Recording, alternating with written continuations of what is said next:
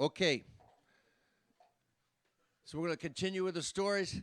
And one of the things about show business that I love and also hate is how unpredictable it is. You can never tell what's going to happen or who's going to make it or not going to make it. And back in like 1991, Johnny Carson had been on since 1962. He'd had that late night slot since 1962, the king of late night TV since 1962. Nobody, I certainly didn't ever see it ending. I never saw it ending. I never thought it would end. And I happened to be there the night when I saw the first huge crack in the wall. 1991, I had a deal with NBC for a sitcom pilot. I had 5 failed pilots. This was number 2 in the 5 failures. And I went over to meet with the writer for my pilot, who was an NBC.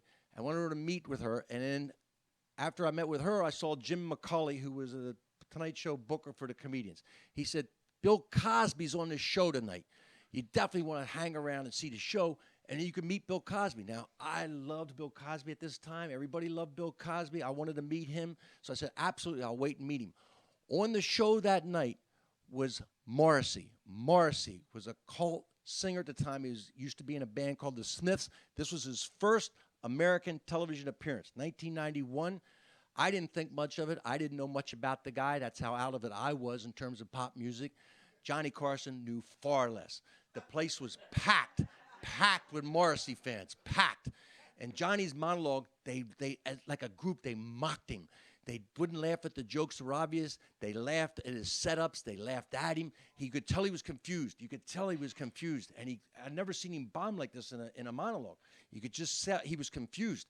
And he finished the monologue, and every saver he did didn't work. All of his normal savers, everything playing in a band just didn't work. He went over and started doing a desk thing. Now, Cosby comes out. It's the first guest, of course. Cosby comes out. He'd been backstage. He got a chance to get a lay of the land. He knew what it was about. So he starts messing with the Morrissey crowd. He starts going, I'm here to see Morrissey. They go, yeah. He goes, Morrissey, Morrissey, Morrissey. They try to go, yeah.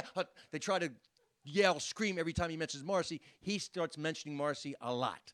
And he's looking over at Johnny. Now Johnny's figured it out, and they have a thing back and forth. But it's a rough thing for everybody. They have to play a lot of Morrissey, and Cosby goes and sits down, and they're talking, and it's just a weird night. So I'm backstage, and Jim McCulley comes over to me. This is before the show even ends. He says, get out of here. Everybody's getting out. You got a chance. Get out of here now. You don't want to be around here. Johnny is pissed. He is so angry. Now, you wouldn't know it watching the show because he's a professional, right? But apparently it was made obvious that he was angry. And he says, you're not going to have a chance to meet Cosby. You got to get out of here. Everybody's clearing out. If you got a chance, clear out. So I left. I never met Cosby that night. And then I saw the show later that night, and you could see it. You could see it. And I thought, wow. And it wasn't even a year later that Arsenio took over. Arsenio Hall took over late night. He became the hottest thing on late night. And it wasn't long after that that NBC pressured Johnny to retire and pick Jay Leno.